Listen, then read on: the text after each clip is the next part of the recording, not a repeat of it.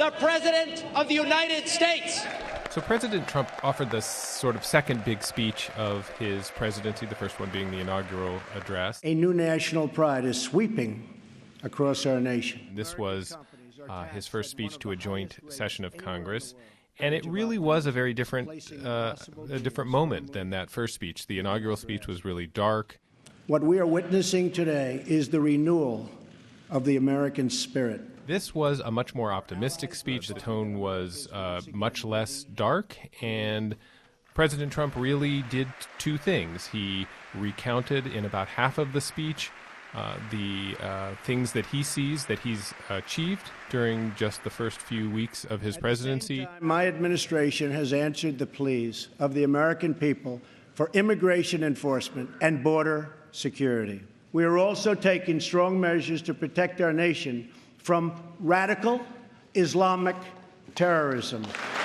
And then the second half of the speech was really a kind of effort to say, where do we want to go as a country? And it was a very traditional speech in that regard. I will be asking Congress to approve legislation that produces a $1 trillion investment in infrastructure of the United States, financed through both public and private capital, creating millions of new jobs. Right. So the reaction to the speech was what you would expect.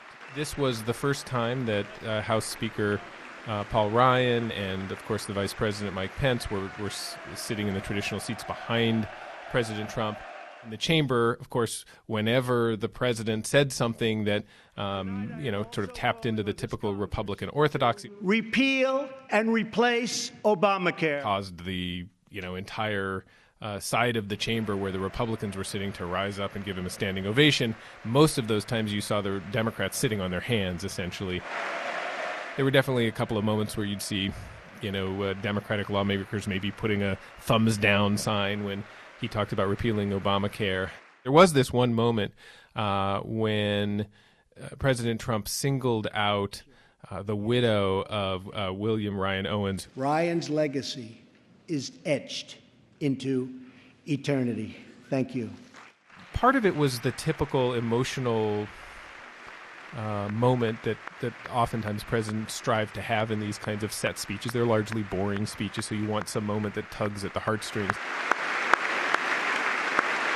His performance raises a question about whether this is going to be a kind of single moment in which he diverts from the way his presidency has been, and it really doesn't amount to anything, and he goes back to being the Donald Trump that we all know, who's tweeting at 5:30 in the morning and sort of a White House kind of in chaos and enmeshed in all sorts of problems.